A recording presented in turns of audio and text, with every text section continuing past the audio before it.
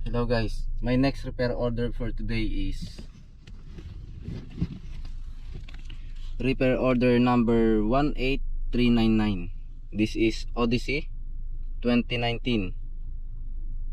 Okay, 41,220 kilometer is his current mileage, and he has multiple complaints.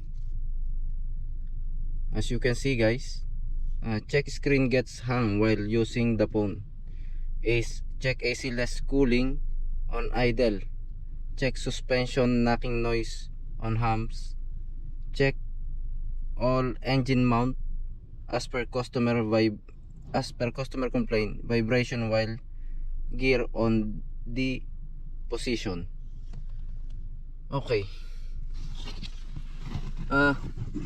Actually guys, this job card was only transferred to me. It was a job card from uh, the other technician here in general repair. It was being transferred to me because of this multiple customer concern, and including uh, preventive maintenance service, which is 40,000 kilometer preventive maintenance. So first, I'm going to perform visual inspection, and at the same time I'm going to perform also the 40,000 kilometer preventive maintenance service.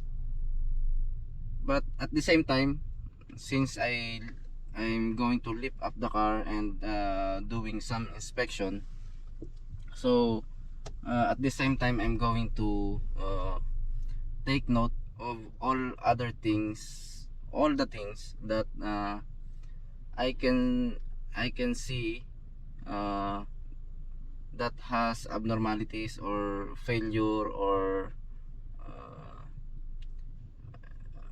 any problem, especially uh, especially if it's related to this customer concern. Okay, so first of all, I have to perform this 40,000 kilometer preventive maintenance. So let's start guys, and I'm going to show you how to perform 40k PMS. Okay, but I have to do this quickly because of so many customer concern.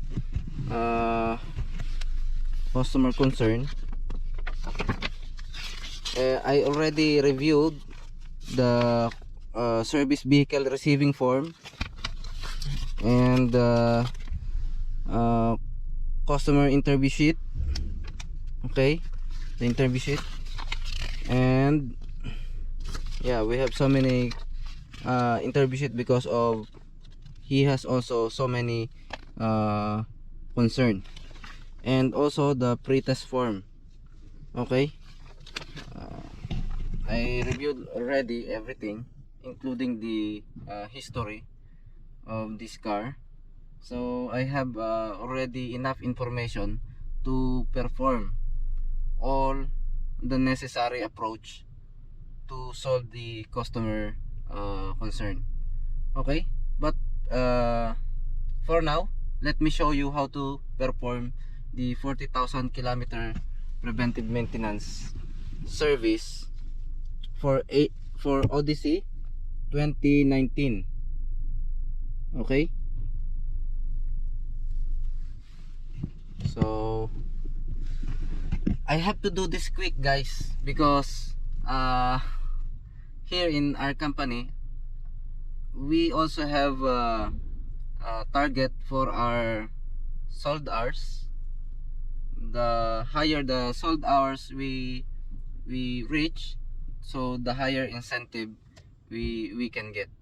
So I have to do this quickly, and some other task, I'm gonna use the time lapse, so it won't be too long for you to watch this video.